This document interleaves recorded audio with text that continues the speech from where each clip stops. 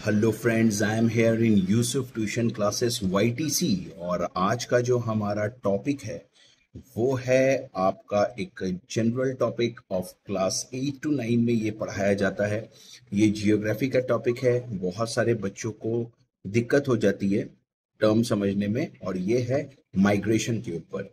सो Yusuf tuition classes YTC का हमेशा एक ही पर्सपेक्ट रहा है कि चीजों को जितना सिंपल कर दो, क्लियर कर दो, ताकि बच्चे लोगों को कोई दिक्कत ना हो। तो आज का जो ये माइग्रेशन है वो है क्या?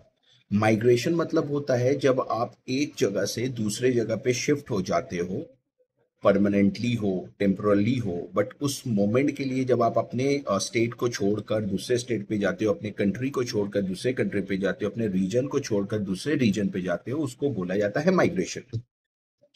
अब माइग्रेशन के दो टाइप्स होते हैं जो कि बहुत कंफ्यूजन क्रिएट करता है। एक है इमिग्रेशन, एक है इमिग्रेशन। एक ई से स्टार्ट होता है स्पेलिंग उसका, एक आई से स्टार्ट होता है। सिंपल मैं आपको टिप्स बता देता हूँ कैसे याद रखे एग्जाम पर्सपेक्टिव के लिए। और एग्जाम में कैसे गलत, बहुत बच्चे ऐसे होते हैं इमिग्रेशन में इमिग्रेशन लिख देते हैं, इमिग्रेशन में इमिग्रेशन। देखो मैं बोल भी रहा हूँ तो आपको सेम लग रहा होगा।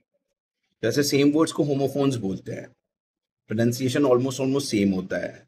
लेकिन मैं आपको बताना चाहता हूँ कैसे पकड़े, किसमें क्या लिखे। अगर सपोज करो it's the spelling starting from E से, इमिग्रेशन, तो याद रखना कि आप माइग्रेशन कर रहे हो जिस प्लेस से, वहां के लिए आप हो गए, सपोज करो you are moving from Kolkata to Delhi. तो कोलकाता से दिल्ली अगर आप जा रहे हो तो अब शिफ्ट हो गए वहां के लिए परमानेंटली आप दिल्ली में। तो कोलकाता से जब आप दिल्ली जा रहे हो तो कोलकाता के लिए आप यहाँ के लिए क्या हो गए, इमिग्रेशन। लेकिन जब आप दिल्ली में वहां पर आप चले गए, वहां पर रह गए, that is known as a immigration. That is I वाला स्पेलिंग। अब दिल्ली में आप जाके शिफ्ट हो गए तो वहां पर ये टोटल टर्म तो माइग्रेशन हुआ। आप कोलकाता से दिल्ली जा रहे हो तो आप रहोगे ना दिल्ली में, तो कोलकाता जो है वहां के लिए आप इमिग्रेंट हो गए, दैट इज इमिग्रेशन हो गया। एंड आप जहां पर गए वहां पर आप आई वाला लगेगा, दैट इज इमिग्रेशन। वो स्पेलिंग होगा कि आप यहाँ पर आ चुके हो। तो ऐसे याद रखो, ई से अगर इमिग्रेशन है, ई से एग्जिट भी होता है बाबू। आपको याद रखना है ई से एग्जिट भी होता है, उस पर फोकस करना है। और आई से इमिग्रेशन मतलब इनपुट, आप इन किए हो, ऐसे याद रखना।